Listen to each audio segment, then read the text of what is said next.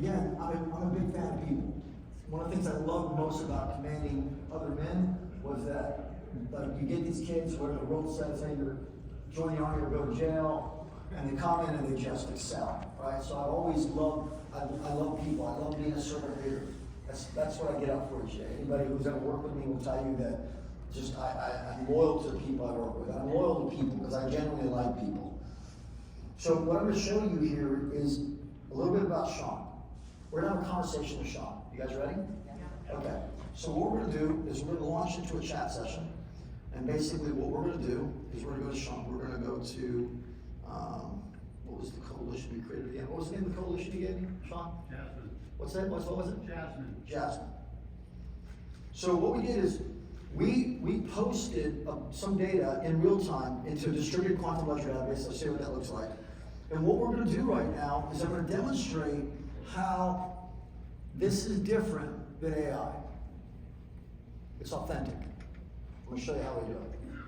And this is merely using quantum algorithms. Quantum algorithms. This is what's called analytic tomograph. So what is it? Any of you guys in imaging like do imaging like with like MRIs and stuff like that?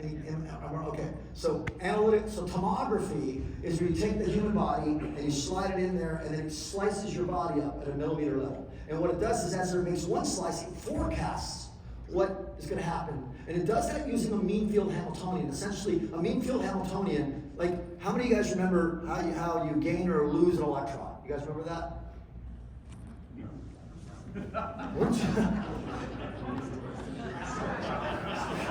I do, but if you could tell all the rest of them. Man, again, I used to have Copenhagen under my lip, and I figured this out, right? Okay, so a Hamiltonian model is how you can forecast whether you gain or lose an electron. So now, we're not doing, look, when people tell you algorithms, I hate using the word algorithms, because you know what algorithms are referring to? Algebra. Algebra. I don't know, I went to school in England. I was kicked out of the Department of Defense schools because I was always challenging the teachers, so they got me a scholarship to go to Bedford, United Kingdom. And I had to pick up an accent, because going there with a Spanish-American accent got my rear end kicked every day. So I quite very quickly get to Bedford and then speak like an Englishman, because it kept my guy nice.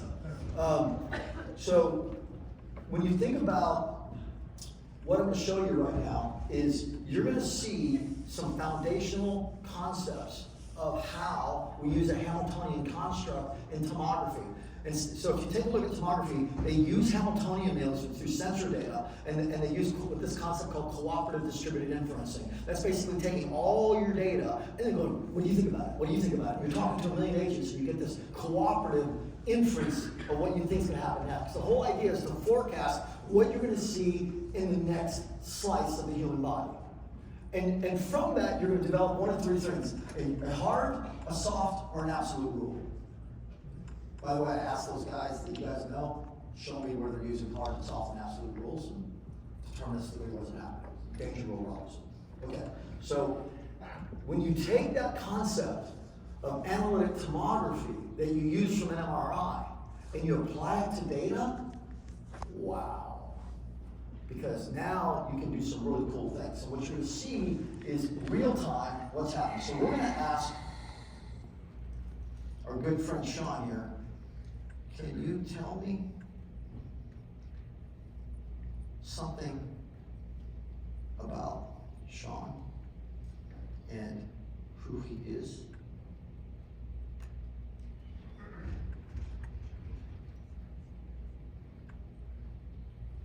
So, why didn't you know anything about Sean? Let's take a look. Let's go back to the coalition. Let's go to Jasmine.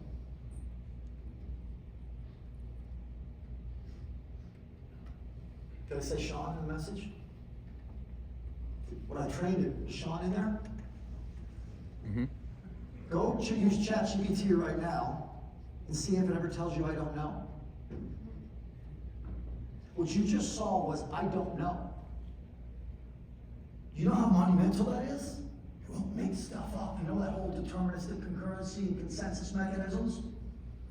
It won't make stuff up. It won't give you bias. A quantum analytic tomography mirrors out all the noise, so it will say, I don't know. Now let's have some more fun. Let's go back to chat. Can you tell me about this person from Oakland? Now I'm doing something truthful.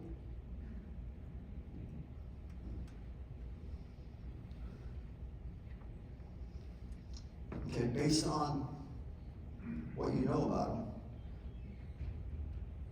can you tell me the attributes he has as a human being?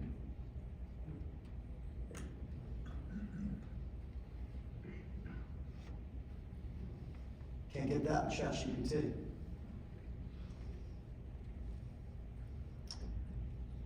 That's what happens when you get the concept of superpositioning of multiple data sets at the same time in memory on the back end. Right now, full disclosure, we're using NVIDIA to do it, but not much longer. What it means as a chief executive officer, what it means as a senior executive vice president, is you can take the resumes of every employee or every manual you've got about a Xerox operator, whatever you've got, and you can put it in there. And you can make sure that it will not say anything out of line. It will not meander. It will, and if it doesn't know, it will say, I don't know. The first thing that happens, yes? Will it ask you questions? What's that? Will it turn around and ask you questions when it doesn't know? No.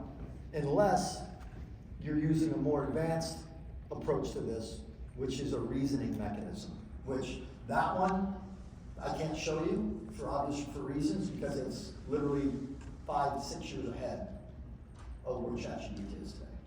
So last night, I got the 2-hour brief from my attorneys, what I can say, what I can't say, right? But yes, reasoning is there. You can do statistics, you can do inferencing. Remember the word, just write this down. And don't use ChatGPT to ask the question, right? Go look up cooperative distributed inferencing, and that will be in your answer. What's that? Say that word again? Cooperative distributed inferencing. Is it self-learning? What's that? Is it self-learning? Cooperative? No, self-learning. Self-learning. Based on sensor data. So, if you feed it trash, it's going to give you trash. But when you run models where you can basically identify hard, soft, and absolute rules of it and run entropic models out of there, you can learn who's lying very quickly. If you don't know if you don't know what wrong is, you don't know what right is. That's the biggest problem with AI today. So what you're seeing is this data is on a distributed quantum ledger database. Now watch what happens. We create a unique coalition between 2 individuals. So now we're going to go to the other coalition. We're doing live. We're going to go to chat. We're going to create a new chat, and we're going to go to what do you remember what the name of the coalition I lost you. Where are you at? Star. Where are you at? You said star, I West. think. Oh, West, yeah. What- Salisbury Star. Star? Got it. So we're going to go to star.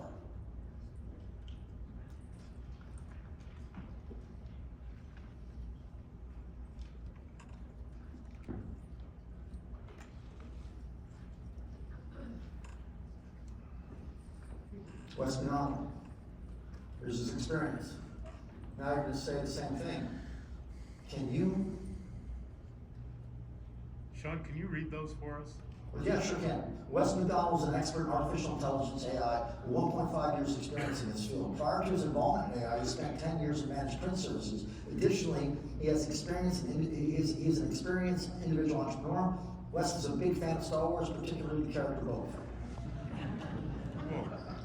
Now, Nailed it. can you extrapolate something about Wes and his ability to perform as a team member and a business person?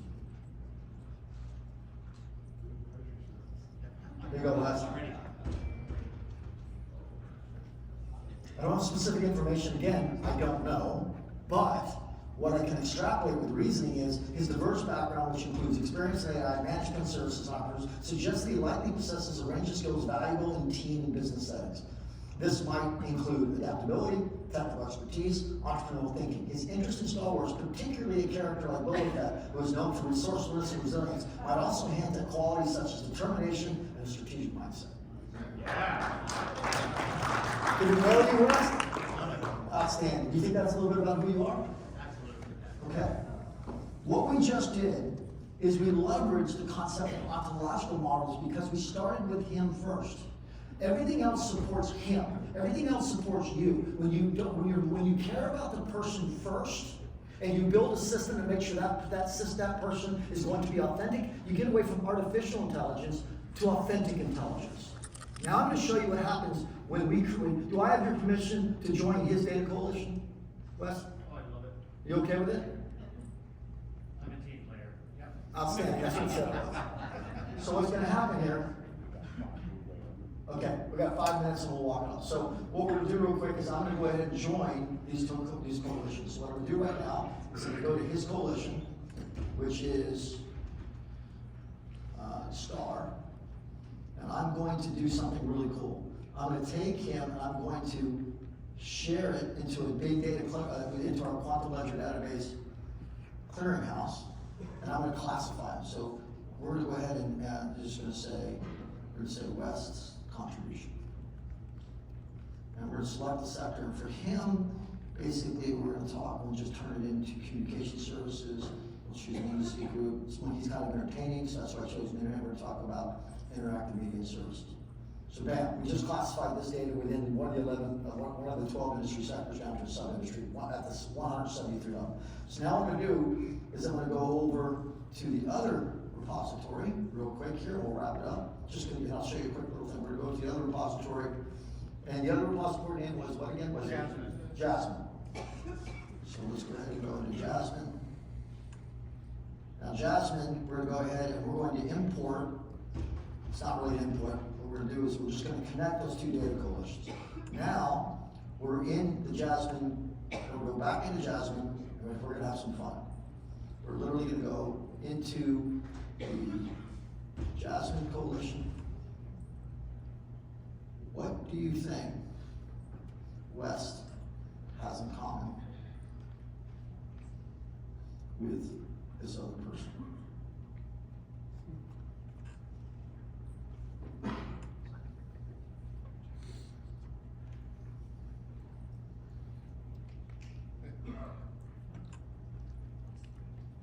What you just saw was a non-hallucinogenic ability to take two diverse data sets without any bias, without any good idea theories, and have straightforward communications.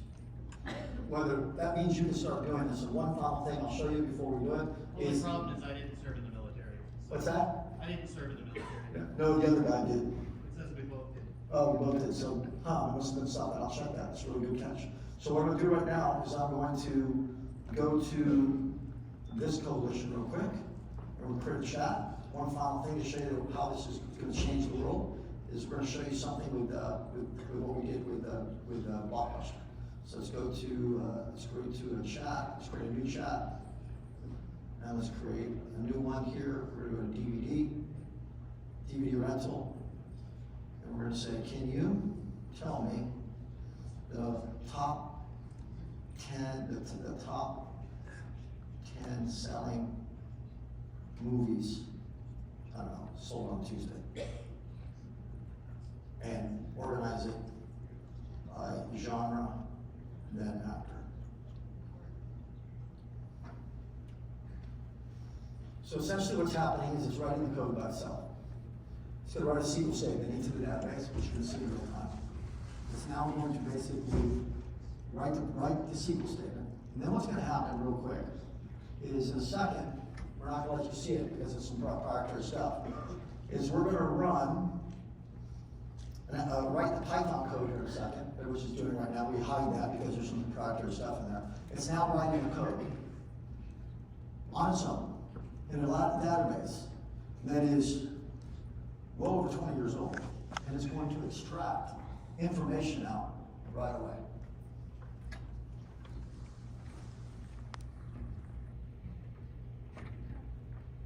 on a Tuesday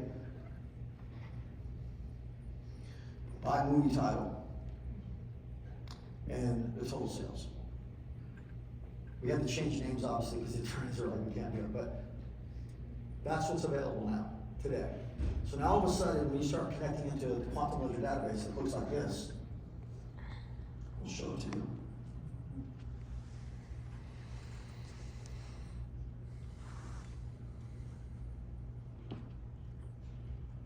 When you look at a quantum database, what happens now for the first time is we got all the user role defines. We use an energy arbitrage, which I won't go into. You can literally ask it any question you want. When you're asking a question, you can literally ask it, and it will tell you what it is. You now can have a conversation with your data. What's crazy about this is, let's go in and show you something first. Let's go to back to here, and let's go into this. Let's go into the search mechanism. So now you can search, but based on my past, it's going to tell you what it is. And I'll show you one final thing. Okay, one final thing. We're going to show you the address of what this is. Any blockchain guys in the room willing to admit it? Okay, let me show you what blockchain is and what this is. That is what blockchain is. That's our ledger. But this is an entire database that immediately can be run and published to the web in real time, and you can have a conversation with your data. You're pushing the button.